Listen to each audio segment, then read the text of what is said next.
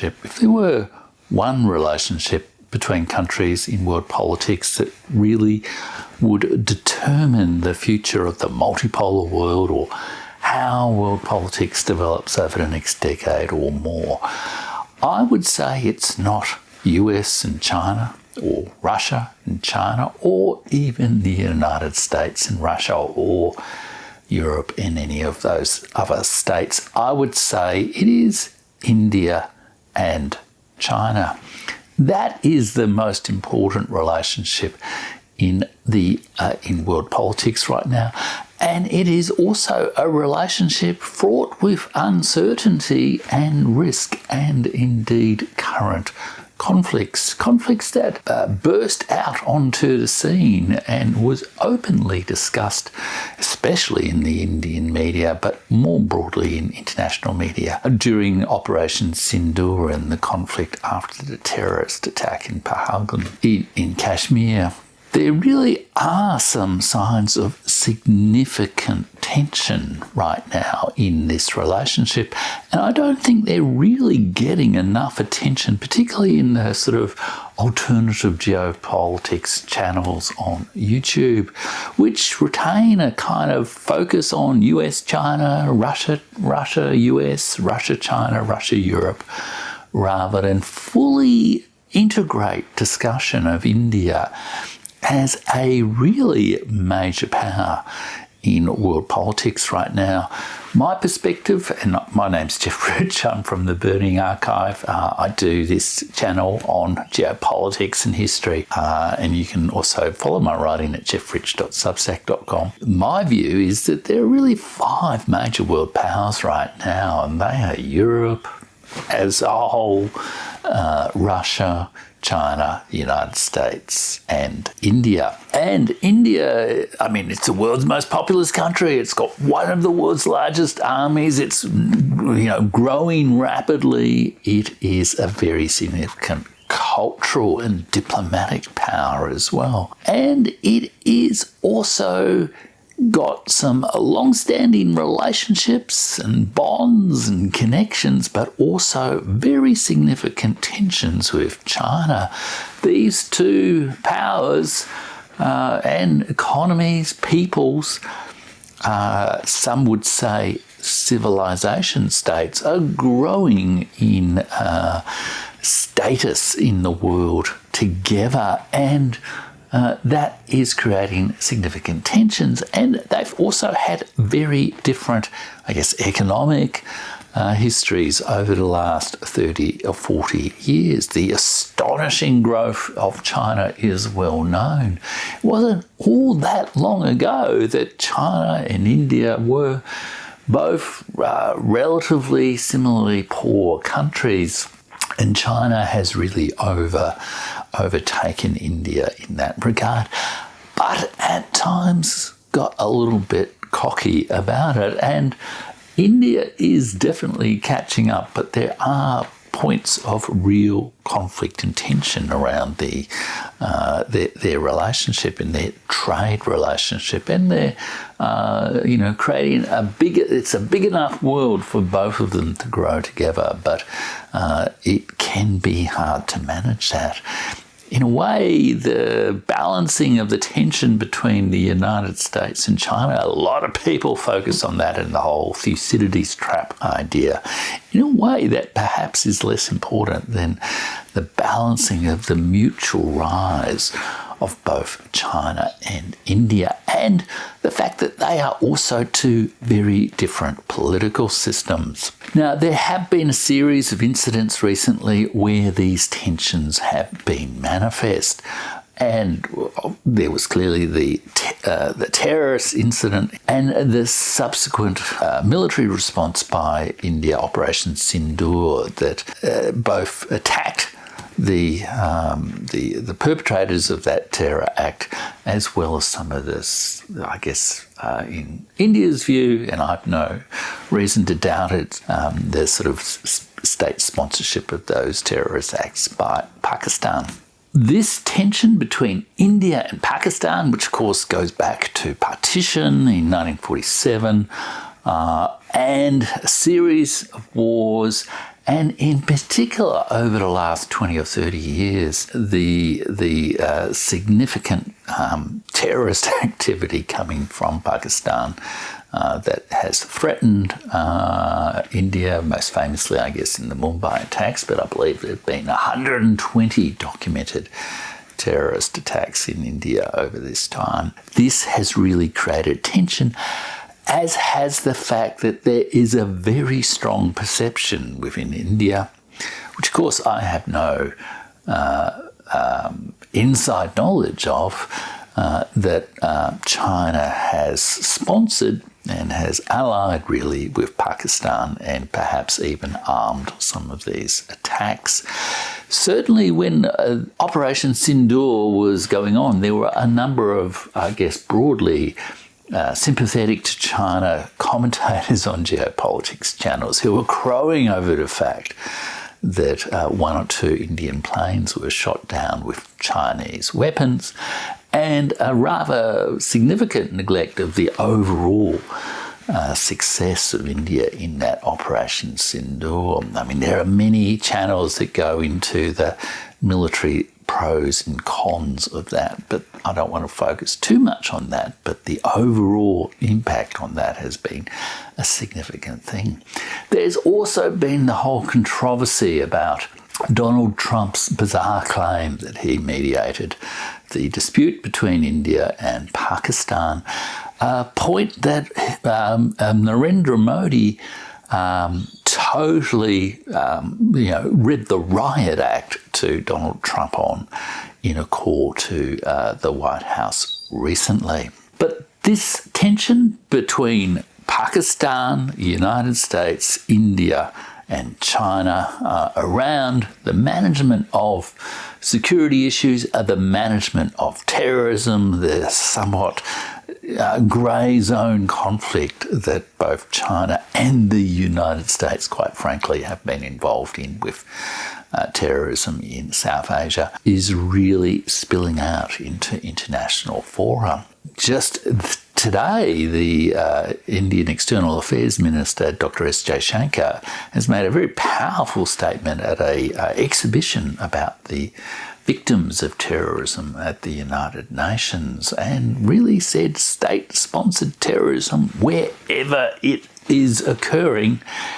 And let's face it, it's not just occurring in Iran or Pakistan or Israel, or state-sponsored terrorism wherever it should occur should be stopped, because terrorism is a dreadful crime against all the values embedded in the United Nations Charter. But it has also spilled out in a recent Shanghai Cooperation Organization Defence Ministers Conference. There have been, over the last year or two, significant efforts to form a rapprochement between India and China, especially around the tensions around the border that they share, where in 2020 some minor conflicts broke out. And it's a conflict that, if you like, goes all the way back to the 1962 India-China War, which to some degree was also provoked by Chinese aggression, really, in Tibet, as well as a pretty aggressive stance that China was taking in international relations in the 1960s. It was a pretty aggressive, isolationist, anti-imperialist, but also aggressive power at that stage. At this Defence Ministers' Shanghai Cooperation Organisation meeting, the Defence Minister of India refused to sign the final communique, and the reason was about the sort of statements on terrorism, or the lack of a statement, a balanced statement on terrorism, including the ones that India has recently suffered from. The same tension appeared in a significant meeting that occurred between the National Security Advisor of India and the Chinese Foreign Minister, Wang Yi. If you look at the two readouts of the statement, the range of issues were discussed, but the primary issue that India I wanted to focus on, which was about the terrorism issue, was largely not mentioned in the Chinese readouts of the discussions. So there are efforts to try to resolve and build some sort of rapprochement between these countries, but significant tension, particularly around this key issue of China,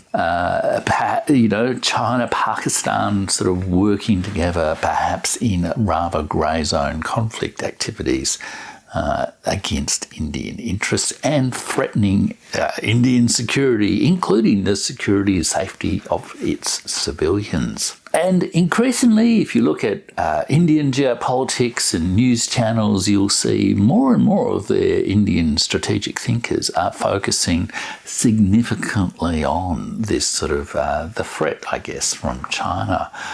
And it is a little bit different to the emphasis you will get on many of the channels that discuss multipolarity or discuss the, BRICS versus the West sort of conflict. And I think it's a really important thing to focus on this tension, not to, if you like, take sides in the conflict.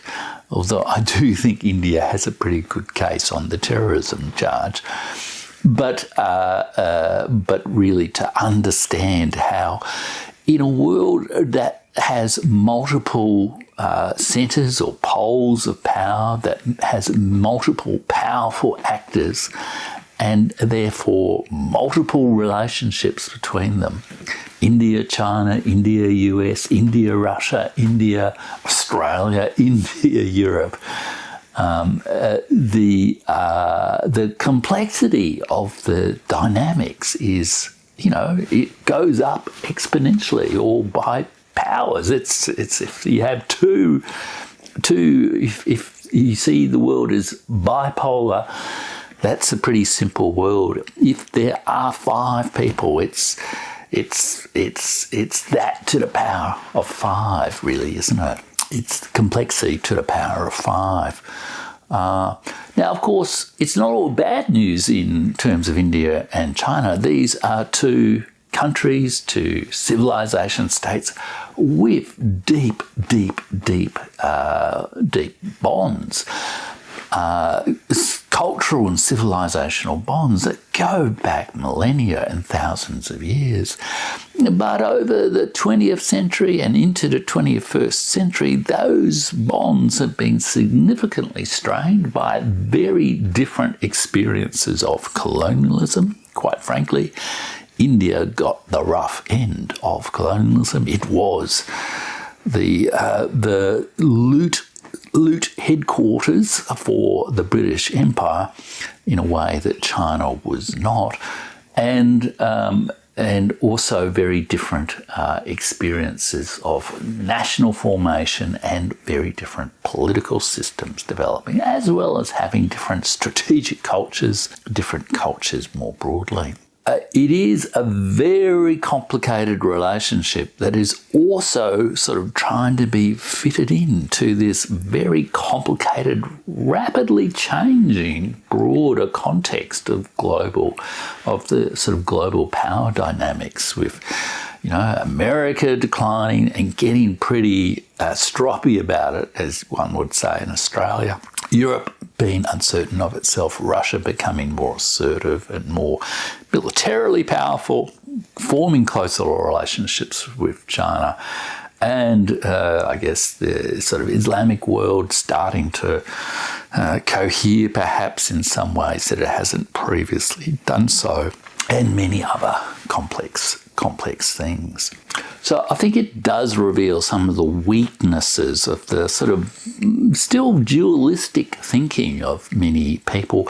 It also reveals some of the thinking about civilization states. To think of China as a civilization state that is inherently peaceful, inherently non-expansionist, doesn't really deal with, well, where are these significant tensions in its current relationships with other parts of the world, both economically and militarily, as well as diplomatically, and I guess, in terms of its political system, and the extraordinary diversity too of India as a many cultures, not a simple single civilizational state. So this is why I really think the India-China relationship is perhaps one of the most critical ones, and one that I'm going to be focusing on a bit more on in my discussions on the Burning Archive YouTube channel over coming weeks and months, because Operation Sindoor has not finished. There is still a possibility of subsequent military action. Indian thinkers have said, or Indian spokespersons have said quite clearly, that if there is a further outrage by Pakistan-sponsored terrorists on Indian soil, India will strike back hard. There's no ceasefire, there's no that sort of thing. There is a pause in operations that could well be activated again. And it's also not unconnected to the Iran situation, Baluchistan, where there is, which is currently partly in Pakistan, partly in, Iran, is also a place where there is an independence movement as well. Indeed, I think in the days or weeks after Operation Sindoor, Baluchistan actually declared independence, and this has significant implications for the strategic trade routes, military situation, all the rest of it in South Asia. So absolutely something to watch, and also, I guess, a clear demonstration that in a world with multiple powers, a world that you can call a multipolar world, a world that I'm starting to almost think of as a rewired world, because it's sort of all the new different connections between the many players of the world. And it's not just the great powers, it's also the international organisations, it's also the middle powers, it's also the collective public sentiment, for example, around issues like Israel and Gaza. With all that complexity, you simply cannot continue to think in the sort of 1v1 game of hegemon and challenger of standard geopolitical thinking. You cannot think in the tired old ideas of Halford Mackinder and the world island and controlling Eurasia in order to achieve world domination. No one ever has achieved world domination, not even the British Empire, not with Halford Mackinder at the helm, and nor the United States, with all those geostrategists who still think in Halford Mackinder terms. It simply is an impossible aim. And one has to recalibrate one's thinking to look at the really intricate complexity of this rewired world. I hope I can help you do that here on the Burning Archive YouTube channel and at my Substack. And at the moment on my World History Tour, I'm actually looking at India and South Asia. So why not head over there and learn a lot more about this most critical part of the world today. Thanks for watching.